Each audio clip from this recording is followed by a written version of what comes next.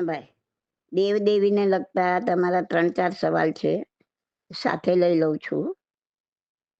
એક તો જૈન ધર્મમાં દેવી દેવતાઓને માનવું મિથ્યા ધર્મ છે. તો દેરાસરમાં દેવી દેવતાઓની મૂર્તિ કેમ? પછી તમે પૂછો છો કે એમની પૂજા થાય કે નહીં?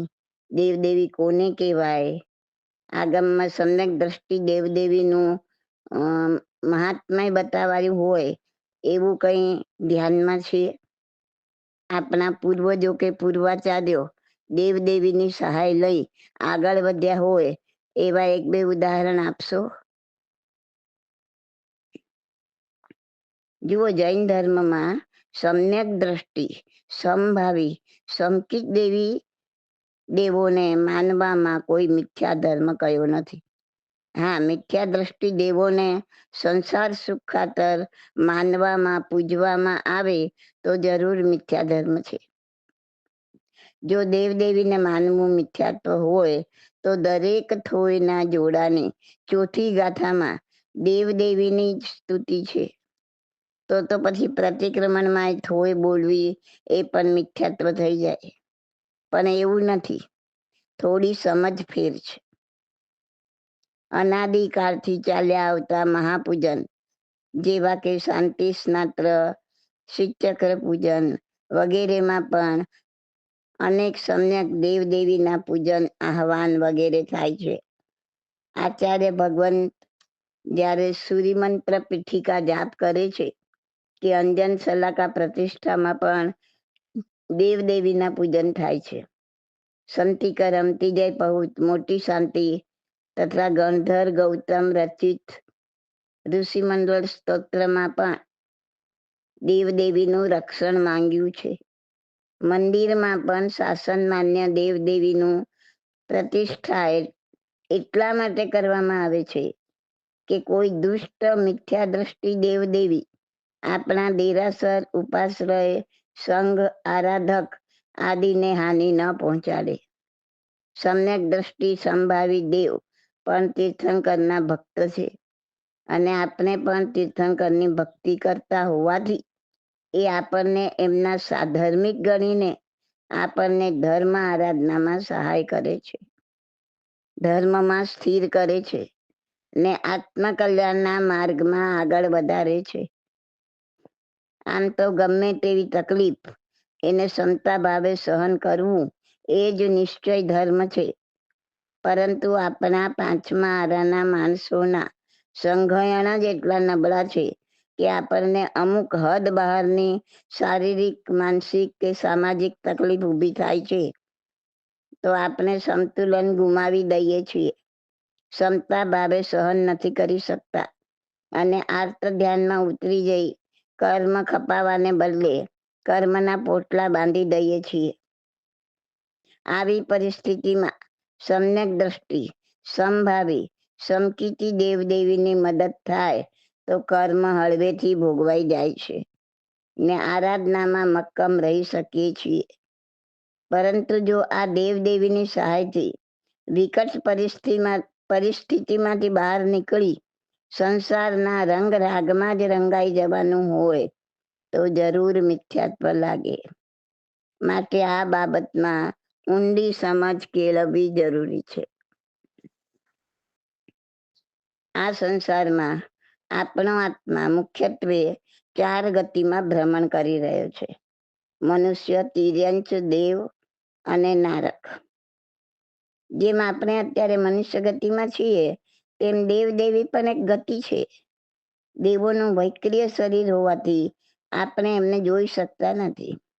દરેક પ્રકારના દેવદેવી વિશે પ્રશ્નોત્તર રત્નમાલા ભાગ 1માં ઊંડાણથી સમજાવેલું છે. ઘણા બધા સવાલ જવાબ છે એમાં.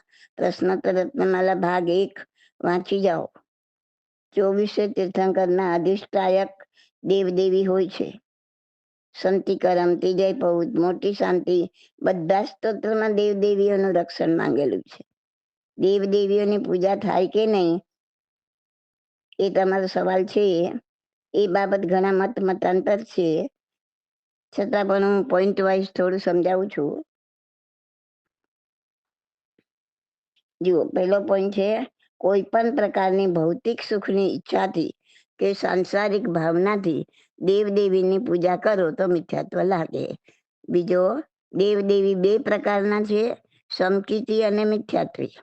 મિથ્યાત્વી દેવની તો પૂજા થાય જ નહીં, કેમ કે તે પોતે જ મિથ્યાત્વી છે, તો તે તમને શું આપી શકશે. નંબર 3, મિથ્યાત્વી દેવો પણ આપણી જેમ રાગી ને દ્વેષી છે. જો એમને આપણા પર કોઈ પણ કારણસર દ્વેષ આવ્યો તો આપણને તકલીફ કરી શકે છે. ધર્મ માર્ગમાં આગળ વધવા માટે રૂકાવટ પણ કરી શકે છે. એટલે જ તો કહેવત પડી છે કે દેવને દૂરથી નમસ્કાર સારા. નંબર 4, જે સમકીતી દેવદેવી છે એના રાગ દ્વેષ પાતળા પડી ગયા છે. તે શાસનની રક્ષા કરવા વાળા છે. જો આપણને એવી કોઈ તકલીફ હોય કે જેના કારણે આપણે ધર્મમાં આપણી શક્તિ ફોરવી ન શકતા હોય તો, અથવા બીજી રીતે કહીએ તો પરમ સત્ય વાત હોય તો સમકીતી દેવદેવી જરૂર મદદ કરે છે. નંબર 5, સમકીતી દેવદેવીને પૂજતા પહેલા ખૂબ જ સમજ હોવી જરૂરી છે. વિતરાગ પરમાત્મા જેમણે કેવળ જ્ઞાન મેળવી લીધું છે તે જ આપણા માટે સર્વસ્વ છે. તે જ આપણને મોક્ષ માર્ગ બતાવીને ગયા છે. પરંતુ અત્યારે તેઓ સિદ્ધ અવસ્થામાં છે, નિરંજન નિરાકાર છે. અત્યારે કોઈ વિચરતા તીર્થંકર ભરત ક્ષેત્રમાં નથી. માટે હે સમકીતી દેવો, અમને મોક્ષ માર્ગ બતાવવામાં સહાય કરો, એ માર્ગ પર ચાલવામાં સહાય કરો. એ ભાવનાથી સમકીતી દેવદેવીને પૂજી શકાય. બાકી ઘણા તો દેવદેવીને જ સર્વસ્વ માનતા હોય છે, તો તે મિથ્યાત્વ છે. નંબર 6, સમકીતી દેવદેવી પોતે જ તીર્થંકરને સર્વસ્વ માને છે. તેઓ પોતે જ તેમની ભક્તિ કરે છે, પૂજા કરે છે. તો તમે દેવદેવીને સર્વસ્વ કેવી રીતના માની શકો? અને માનશો તો શું એ સંભાવી દેવદેવીઓને ગમશે? તમારા બાપની અવગણના કરીને કોઈ તમારા પગ પૂજશે તો તમને ગમશે? તમે તમારા હૃદયમાં તીર્થંકર તથા દેવદેવીને ઊંચું સ્થાન, તીર્થંકર કરતા દેવદેવીને ઊંચું સ્થાન આપશો તો તે એમને ગમશે? શું એ તમારો અભિનય નથી? ધર્મ તો વિનયથી શોભે છે. હા, આપણો અને સમકીતી દેવદેવીઓનો બાપ એક જ છે, તીર્થંકર. માટે આપણા સાધર્મિક થયા. આપણા વડીલ આપણા મા બાપ થયા. જેમ આપણા વડીલોનું આપણે માર્ગદર્શન લઈએ છીએ તેમ તેમનું માર્ગદર્શન લેવાનું છે. જેમ મા બાપ આપણી સંભાળ રાખે છે તેમ એ પણ આપણી સંભાળ રાખે છે. આપણને મોક્ષ માર્ગ બતાવે છે. સમકીતની પ્રાપ્તિ કરવામાં મદદ કરી શકે છે. મોક્ષ માર્ગમાં આગળ વધી શકીએ તે માટે સંજોગોને અનુકૂળ બનાવી શકે છે. એ ભાવનાથી પૂજીએ તો વાંધો નથી, પરંતુ એમની સહાયથી શારીરિક તકલીફ દૂર કરીને તમે સંસારમાં મોજ મજામાં ડૂબી જાઓ તો એ ભયંકર ખોટું છે. નંબર 7, પૂજા આરતી વગેરે પહેલા જિનેશ્વર ભગવંતની જ થાય, પછી જ દેવદેવીની થાય. નંબર 8, જે કેસરથી દેવદેવીની પૂજા કરી હોય તે જ કેસરથી વિતરાગ દેવની પૂજા ન કરાય. જો કરો તો આપણો અવિનય ગણાય. નંબર 9, જે આંગળીથી ભગવાનની પૂજા કરો તે આંગળીથી દેવદેવીની પૂજા ન કરાય. અંગૂઠાથી અથવા તો અંગૂઠાની બાજુની આંગળીથી પૂજા કરવી. દેવદેવીની 9 અંગે પૂજા કરાય નહીં. તમને કોઈ, નંબર 10, તમને કોઈ એમ કહેશે કે માનવોની પૂજા થાય કે નહીં, તેને તમે શું કહેશો? બધા માનવોની પૂજા ના થાય, પરંતુ આચાર્ય, ઉપાધ્યાય કે સાધુ પદમાં રહેલા માનવોની પૂજા થાય. બસ દેવદેવી માટે પણ એમ જ સમજવું.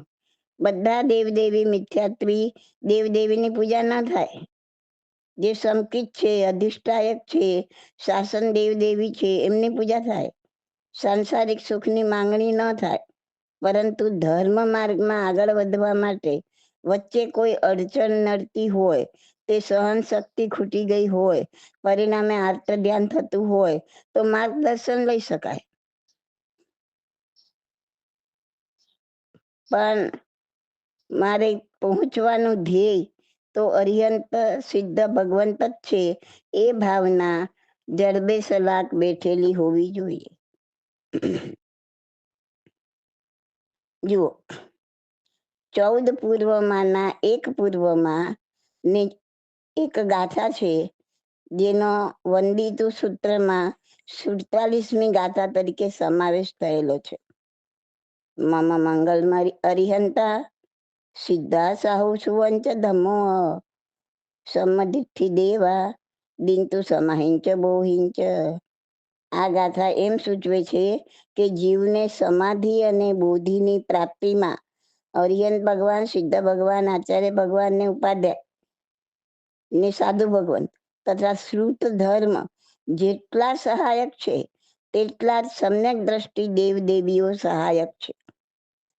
એ સમ્યક દ્રષ્ટિ દેવોની વિશ્વમાં શું સ્થાન છે, તે હકીકત એટલા માટે મહત્વની છે કે આ વિશ્વમાં સર્વ જીવોમાં સર્વશ્રેષ્ઠ એવા તીર્થંકર પરમાત્મા, તીર્થંકર નામ કર્મનો ભોગવટો મુખ્યતયા દેવ નિમિત્તથી કરે છે, દેવ નૈમિતિક કરે છે. આ રીતે શાસન સ્થાપના, શાસન રક્ષા અને શાસન પ્રભાવના માટે પણ દેવોનું સ્થાન એટલું જ મહત્વનું છે. એટલું જ નહીં, 150 ગાથાના સ્તવનમાં મહામહોપાધ્યાય યશો વિજયજી મહારાજાએ પણ સમ્યક દ્રષ્ટિ દેવોનું મહાત્મય વર્ણવ્યું છે. જુઓ, સાંભળો. સમ્યક દ્રષ્ટિ સુરતણી આસાતના કરશે જેહ લાલ રે, બોધિ દુર્લભ તે થશે, થાનાંગે ભાખ્યું એહ લાલ રે. આપણા ઘણા પૂર્વાચાર્યો પણ દેવદેવીની સહાય લઈ આગળ વધ્યા છે. જુઓ, શ્રીપાદ મહારાજા. શ્રીપાદ મહારાજાએ હોળીની પહેલા 7 દિવસ શ્રી ચકેશ્વરી દેવીની આરાધના કરી હતી. તેથી દેવી પ્રસન્ન થઈને સિદ્ધ ચક્રજી પૂજન તથા હોળીની સાધનાનો માર્ગ બતાવ્યો, જેનું વચનોનું પાલન કરીને શ્રીપાદ મહારાજનો ચેપી રોગ દૂર થયો હતો. તે આરાધનામાં આગળ વધ્યા હતા. બીજું જુઓ, મહાન આચાર્ય હરિભદ્ર સુરી, એમણે 1444 ગ્રંથોની રચના કરી છે. એમણે મહાનિશ્ચિત આગમની મૂળ પ્રત, ઓરિજિનલ આગમ મેળવવા માટે મથુરામાં શ્રી સુપાર્શ્વનાથ ભગવાનના સ્તૂપ આગળ 15 દિવસ 24 ઉપવાસ કરી સાધના કરી હતી. શાસન દેવી પ્રસન્ન થઈ હરિભદ્ર સૂર્યે કહ્યું કે માં, મહાનિશ્ચિતની મૂળ પ્રત શોધી આપો. 3 દિવસની મહેનત બાદ આ પ્રત મળી, પણ ખંડ ખંડ હાલતમાં નષ્ટ થઈ ગયેલી, ઉદય દ્વારા સંપૂર્ણ ખવાયેલી. શાસન દેવીએ કહ્યું કે હરિભદ્ર, તારા જ્ઞાનના સામર્થ્યના પ્રભાવથી તું જ આ ગ્રંથની ખૂટતી કડી પૂર્ણ કર, અને ત્યાં સુધી હું સરસ્વતી સ્વરૂપે તારી જીભ પર બિરાજમાન થઈશ. શ્રી હરિભદ્ર સૂરીજીએ તેનો અભ્યાસ કરી, સંશોધન કરી, સ્વમતી પોતાની બુદ્ધિ અનુસાર સંકલન કરી રચના કરેલ, અને શ્રુતધર આચાર્યોએ તપાસી માન્યતા આપી, અને એ જ આ વર્તમાન સમયનું મહાનિશ્ચિત આગમ છે. તો તમને સમ્યક દ્રષ્ટિ સમકીર્તિ દેવોનું મહાત્મય સમજાઈ ગયું હશે, અને શા માટે આ શાસન દેવીનો મૂર્તિઓ મંદિરમાં છે એનું પણ મહાત્મય સમજાઈ ગયું હશે. દરેક વસ્તુ સમજીને આગળ વધવું. This audio is by Subodhi Masalia.